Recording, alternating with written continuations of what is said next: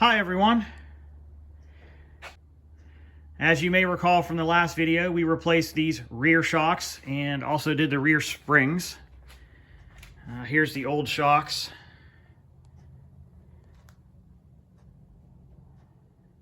This one was leaking, and as you can tell, there's not even a charge left in it. So they were definitely due to be replaced. Now in this video, we're going to replace the front shocks. We're not going to do the springs. The springs on the front require a lot more disassembly. And I'm going to go ahead and do the right thing. And I'm going to skip that. Just like the rear shocks, we're going with a set of Bilsteins for the fronts.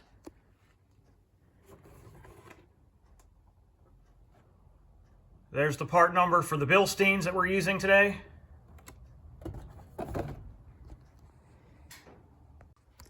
And just in case you want to order them at the same time, here's also the part number for the rear shocks that we installed in the last video. The reason I went with Bilsteins is, well, I just like the ride quality of them.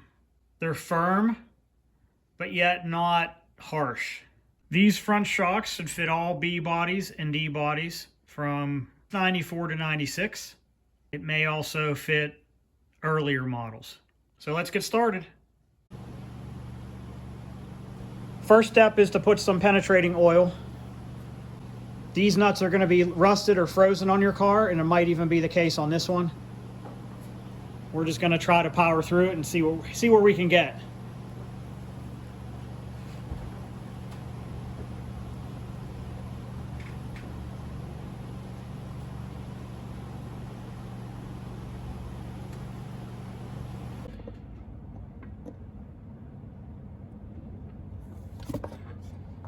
The bolt for this shock is under this flap.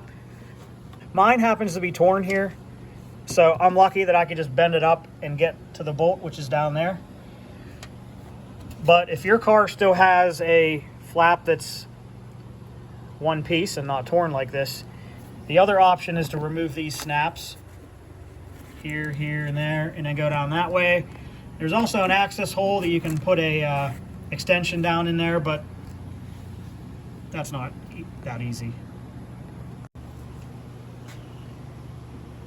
The socket that fits this nut on this shock is a 15 millimeter. Your car may vary because it just depends on the shock manufacturer.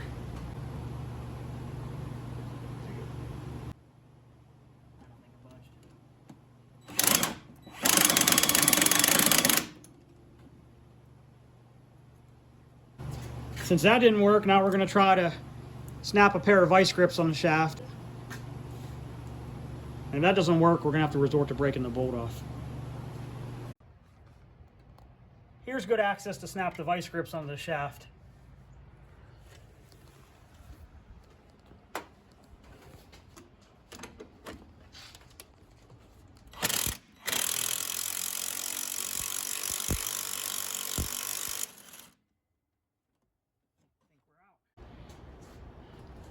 One nut successfully extracted. It's warm.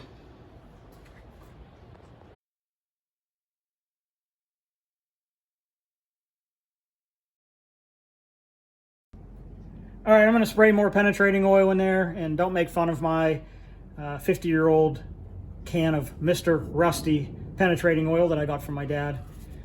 Has all the good cancer-causing vitamins and minerals that are needed to break these bolts loose.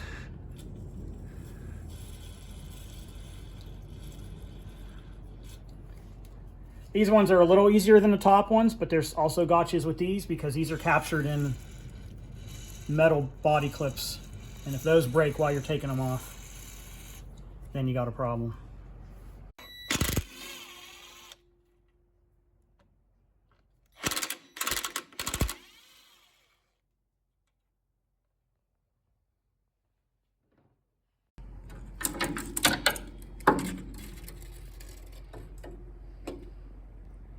One old shock extracted.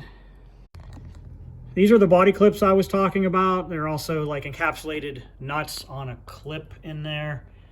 And if you look, these are pretty rusty. They commonly rust out on these cars, and cause a lot of grief when you're trying to remove these shocks, so be aware of that. Possibly replace them if you can. You can also just put regular nuts in there, but take it from me who's done this job before, it's hard to fish those regular nuts in there. The other option is to install the nuts facing down, but then you run into the problem of holding the top of the nuts while you're tightening them or loosening them. And also the bolts will be sticking out. And since these lower control arms are the lowest, or at least one of the lowest points in the suspension, I'd also worry about the bolts getting caught on things. So I still think the right idea here is to have these U-nuts in place. Okay, I'm going to try to replace these stock GM U-nuts or body clips with the stainless steel versions. They don't quite fit perfectly. They're kind of fussy to get in there. But we're going to give it a try. Here they are. There's the Amazon ASIN number. There's the company I ordered them from. They're M8 stainless steel.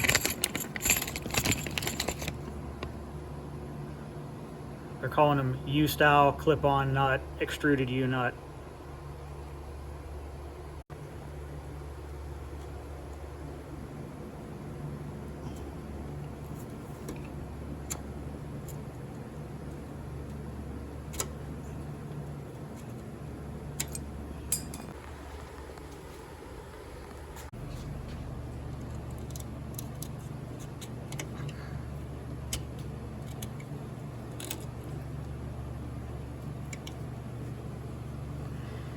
All right, let's give that a try. So while I was editing and reviewing the video, I realized I didn't capture an important step on video. So let's go over that. When you're assembling the front shocks, they come out of the box without the insulators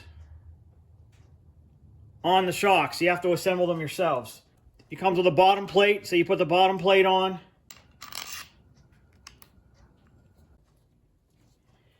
And then the next insulator that goes on there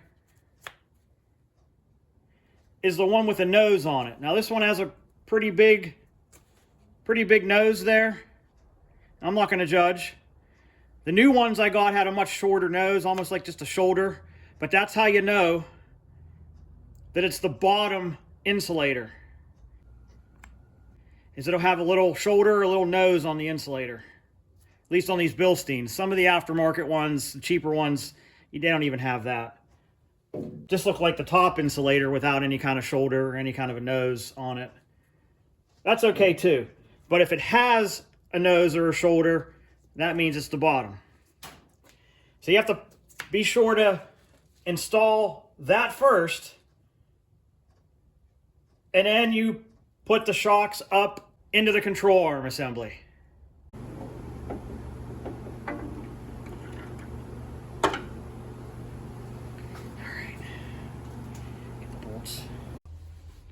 New shocks will provide a downforce, so you need a way to lift the shock up into the lower control arm and hold it while you put the bolts in. Now, if the car's on the ground, you can use a jack stand or a jack and a couple of blocks of wood, but you have to keep room for get the bolts in. Here's the torque specs for the front shocks. We're going to tighten those bottom bolts to 20 foot-pounds.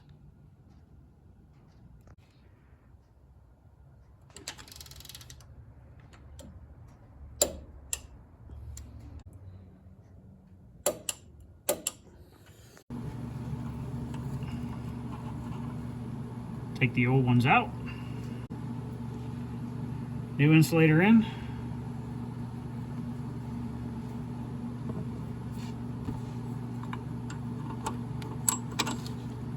And the nut.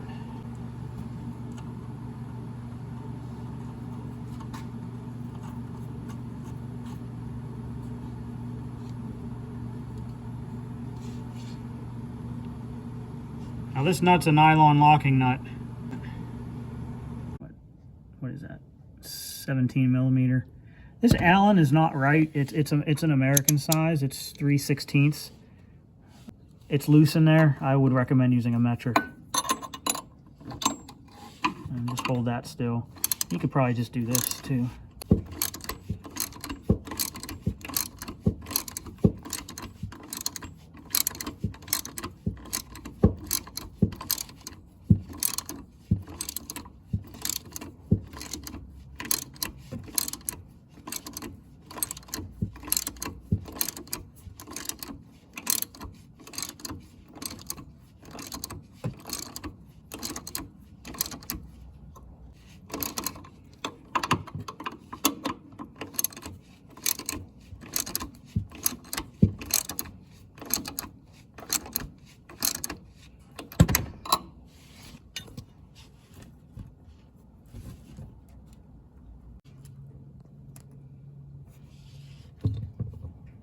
Okay, we'll continue with the torque wrench. Well, it looks like we got the right amount of smash on that insulator now. Yeah, we're showing about 8 with the torque wrench now. 8 foot-pounds. 97 inch-pounds, I think it was calling for. So we're going to stop there. Since I'll be the next guy probably replacing these shocks again, I'm going to do myself a favor and put some of this Cosmoline on the bolt to prevent it from rusting again in the future.